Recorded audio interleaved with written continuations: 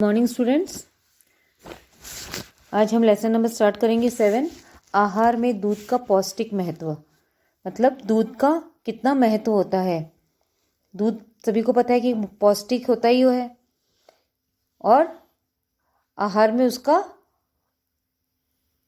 महत्व भी है। आहार में मतलब हम जो डेली अपने रूटीन में हम खाना खाते हैं उसमें हमें दूध को भी शामिल करना चाहिए और उसे भी रूटीन समय से पीना चाहिए। जैसे अगर आप शाम को पीते हैं, दिन में पीते हैं, तो रूटीन में होना चाहिए।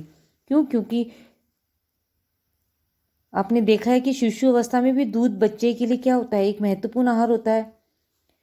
क्योंकि बच्चे को दूध से ही पोषक पदार्थों की पूर्ति होती है और ये सभी पोषक पदार्थ उसे दूध से ही में ही उपलब्ध होते हैं। इसलिए जन्म से 7 माह के बाद तक भी शिशु अपनी माता के दूध पर निर्भर रहता है तथा जिन बच्चों को अपनी माता का दूध नहीं मिल पाता है उन्हें भी वे अपने जीवन के आरंभिक काल से ही किसी असाध्य बीमारी से ग्रस्त हो जाते हैं।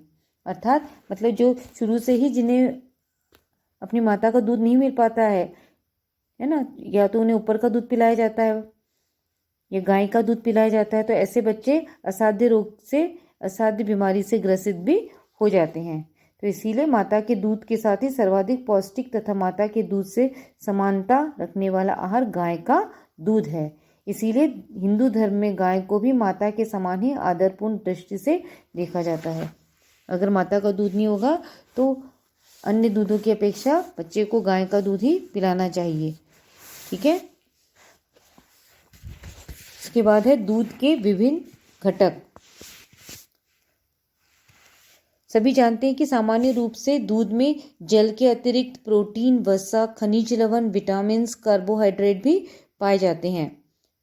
और जो माता के, गाय के तथा भैंस के दूध का तुलनात्मक अध्ययन करने पर हमें पता चलता है कि तीनों में सर्वाधिक जल की मात्रा गाय के दूध में तथा सबसे कम भैंस के दूध में होती है। मतलब मिक्स नहीं करते, उसमें ऑलरेडी होती है। तो गाय के दूध में क्या होती है, गाय के दूध में तथा सबसे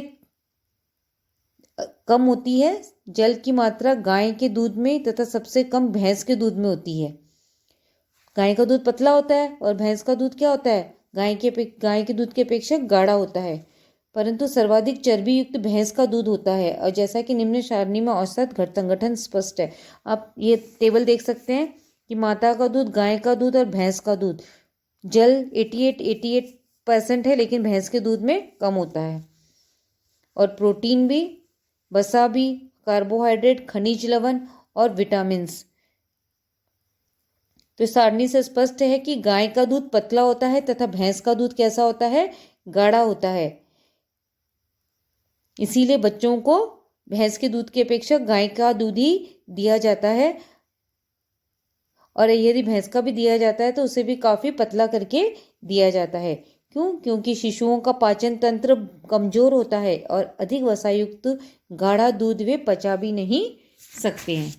ठीक है। इसके आगे है दूध। दूध एक आदर्श आहार है।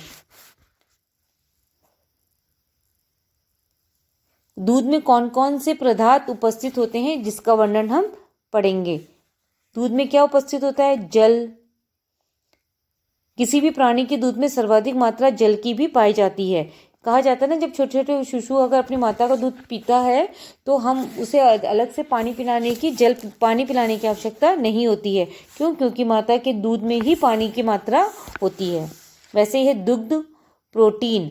दुग्ध प्रोटीन प्राय दूध में 2 अवस्थाओं में पाई जाती है। एक पूर्णतः घुलनशील होती है तथा दूसरी आंशिक घुलनशील होती है। दूध में मुख्य रूप से कैसीन नामक प्रोटीन भी उपस्थित होता है, जो 1 लीटर दूध में लगभग 25 ग्राम होता है। यदि 1 लीटर दूध है तो उसमें उसकी मात्रा 25 ग्राम होती है और जिसका पाचन अन्य वानस्पतिक तथा जंतु प्रोटीनों की अपेक्षा अधिक सरल होता है। साथ में थर्ड में है दुग्ध वसा। दूध में वसा छोटी छोटी बूंदों के रूप में घुलित अवस्था में पाई जाती है और वसा की मात्रा विभिन्न जंतुओं से प्राय दूध में अलग अलग होती है। जैसे वसा की सर्वाधिक मात्रा हमें किसमें दिखाई देगी, भैंस के दूध में पाई जाती है। और इसी कारण उबालकर ठंडा करने पर सबसे अधिक मोटी मलाई किसकी बनती है, भैंस की दूध की। और दूध की वसा का उपयोग हम किस में करते हैं? प्राय मक्खन, घी आदि बनाने में किया जाता है। फोर्थ में है दुग्ध कार्बोहाइड्रेट। दूध में मुख्यतः लैक्टोज नामक शर्करा भी पाई जाती है और इसकी प्रतिशत मात्रा लगभग सभी प्राणियों के दूध में बराबर होती है। खनिज लवण, दूध में खनिज लवण भी 0.5% पाया जाता है और ये सभी लवण दूध में घुलित अवस्था में पाए जाते हैं। अब 1 लीटर दूध में विभिन्न खनिजों की मात्रा नीचे सारणी में हम देख सकते हैं कि 1 लीटर दूध में है कि कैल्शियम की मात्रा कितनी होती है, सोडियम, फास्फोरस और पोटेशियम की कितनी मात्रा होती है। ग्राम में भी बताया, खनिज लवण में भी बताया है। 6 में विटामिन। दूध में शरीर सुरक्षा के लिए आवश्यक सभी विटामिन उपस्थित होते हैं। जैसे मुख्य रूप से दूध में कौन कौन से विटामिन होते हैं? ए, बी, सी, डी, ए तथा के भी पाए जाते हैं। इसलिए दूध क्या कहा गया? पौष्टिक होता है ना। दूध सभी बच्चों को पीना चाहिए। बच्चे क्या होते हैं? स्कूल जाने वाले बच्चे, बढ़ते उम्र वाले बच्चे होते, बढ़ते हैं वो, है ना। तो ऐसी अवस्था में उन्हें दूध पीना चाहिए। प्रथम वर्ग में वसा में घुलनशील विटामिन जिसमें ए, डी, ई तथा के विटामिन आते हैं तथा दूसरे वर्ग में जल में घुलनशील विटामिन बी तथा सी आते हैं। दूध में प्राय वसा में घुलनशील विटामिन अधिक मात्रा में पाया जाता है। घुलनशील में मीन्स जिसमें बी और सी होती है। और इसी की कमी के कारण शरीर में पोषक में ये अत्यंत महत्वपूर्ण भूमिका निभाते हैं ये। लेकिन इसकी कमी से रिक्टस, रतौंधी या बेरी आदि रोग भी हो सकते हैं। अब है दूध के विभिन्न प्रकार। शुद्ध दूध, वसा रहित दूध, पाउडर दूध और खमीरकृत दूध और गाढ़ा दूध। मतलब ये विभिन्न प्रकार के दूध कैसा मिलता है? एक तो शुद्ध दूध होता है, एकदम प्योर दूध, जो ये दूध प्राकृतिक रूप से प्राणी से प्राप्त किया जा सकता है। इस दूध में उपस्थित तत्वों में मात्रा स्वाभाविक होती है। और वसा रहित दूध, इसमें जब दूध में वसा या चिकनाई की उपस्थिति मात्रा निकाल दी जाती है तब ऐसे दूध को वसा रहित दूध कहते हैं। और पाउडर वाला दूध, रासायनिक विधियों से प्राय दूध में उपस्थित संपूर्ण जल को सुखाया जाता है तथा दूध में उपस्थित अन्य ठोस पदार्थ पाउडर के रूप में होता है, जिसमें क्या करते हैं हम, जिसे हम पाउडर दूध भी कहते हैं। और इसमें अधिकतर वसा सहित ही पाउडर दूध बनाया जाता है और ये दूध बाजार में बंद डिब्बों में भी उपलब्ध होता है। और खमीरीकृत दूध, खमीरीकृत दूध में दूध का अम्ल या बैक्टीरिया द्वारा खमीरीकरण करते हैं और मट्ठे या दही या मट्ठे को ही खमीरीकृत दूध कहते हैं। यह आसानी से पच जाता है। और गाढ़ा दूध, रासायनिक विधि के द्वारा दूध को सुखाकर शहद के समान गाढ़ा कर लेते हैं। इससे शक्कर अधिक डालकर अधिक दिन तक रख सकते हैं, किंतु ये गरिष्ठ होने के कारण छोटे बच्चों के लिए ठीक नहीं है। क्यों? क्योंकि ये गाढ़ा दूध है, पाचन में बच्चे नहीं पचा पाएंगे, इसीलिए ये बच्चों के लिए सही नहीं है। अब दूध से निर्मित पदार्थ, दूध से कौन कौन सी चीज़ें बनती है सभी को पता है। जैसे क्रीम है, मक्खन, घी, मट्ठा, दही, पनीर, खोया। तो ये सब चीज़ें क्या है, किससे बनती हैं? दूध से बनाई जाती हैं। अब है दूध एक संतुलित आहार है। दूध क्या है? एक संतुलित आहार है। दूध एकमात्र ऐसा आहार होता है जिसे पूर्ण रूप से संतुलित आहार की संज्ञा दी जा सकती है। क्यों? क्योंकि दूध से हमें प्रोटीन, वसा, कार्बोहाइड्रेट, खनिज लवण, विटामिन आदि सभी उचित मात्रा में उपलब्ध होते हैं। इसलिए दूध में उपस्थित ये पदार्थ आसानी से रक्त में अवशोषित भी हो जाते हैं। इसलिए दूध किसी भी अन्य आहार से अधिक श्रेष्ठ आहार है और शरीर को कार्य करने के लिए उसी की आवश्यकता होती है, जिसे पूरा करने के लिए भोजन के आवश्यक तत्व चाहिए होते हैं। दूध का खराब होना, गर्मियों के मौसम में यह स्वच्छता में बरती गई ढील से दूध खट्टा हो जाता है और जम जाता है या फट जाता है। इसे ही दूध का खराब होना कहते हैं। आपने देखा होगा गर्मियों में अधिक गर्मी के कारण क्या होता है, दूध बहुत जल्दी खराब हो जाता है यदि हमने उसे सही प्रकार से गर्म नहीं किया होगा तो। और ठंड में क्या होता है, ठंड भी इतनी होती है कि दूध अगर एक ही दूध अधिक समय तक 2 दिन तक भी वो दूध खराब नहीं होता और अधिक समय तक चल जाता है।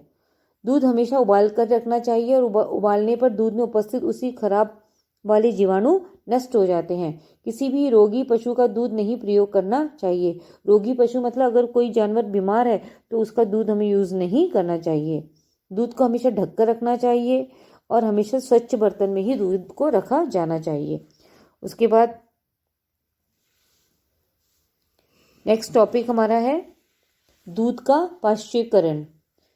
पाश्चुरीकरण मीन्स जब हम दूध को खराब होने से बचाने के लिए दूध का पाश्चुरीकरण कर दिया जाता है। ऐसा करने से न तो दूध खराब होता है, न ही उसके पोषक तत्व ही नष्ट हो पाते हैं। इस विधि में दूध को हम 62 डिग्री सेल्सियस पर लगभग 15 मिनट तक हम गर्म करते हैं। ऐसा करने से क्या हो जाते हैं, ऐसा करने से उसके पोषक तत्व नष्ट नहीं होते हैं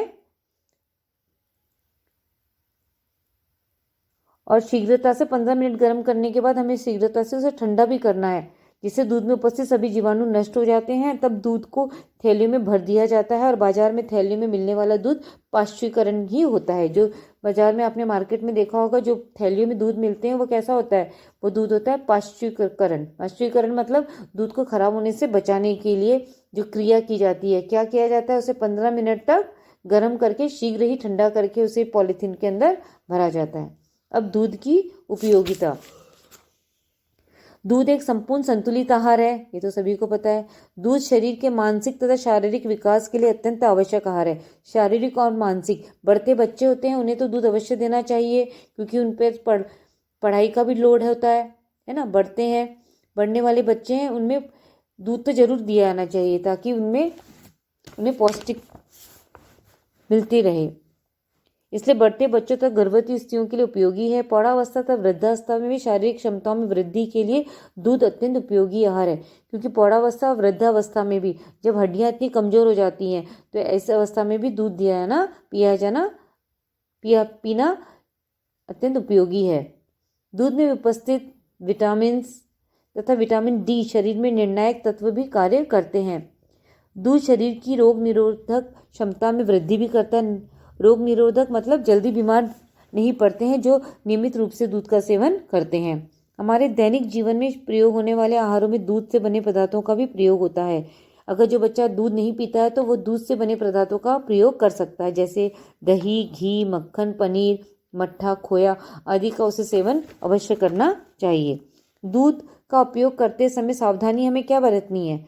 सबसे पहले हमें दूध को उबाल कर रखना चाहिए और हल्का गर्म दूध ही पीना चाहिए, क्योंकि ठंडा दूध बर्फ की अनुपस्थिति में शरीर में वायु बनाता है, इसलिए हमें ठंडा दूध का सेवन नहीं करना चाहिए।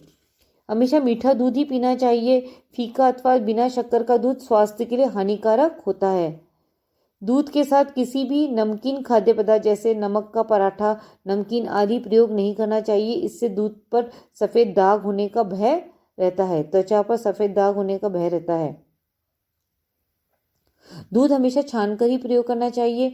छोटे बच्चे विशेषकर 2 साल तक के को या वृद्ध पुरुष या महिलाओं को पतला दूध ही पीना चाहिए।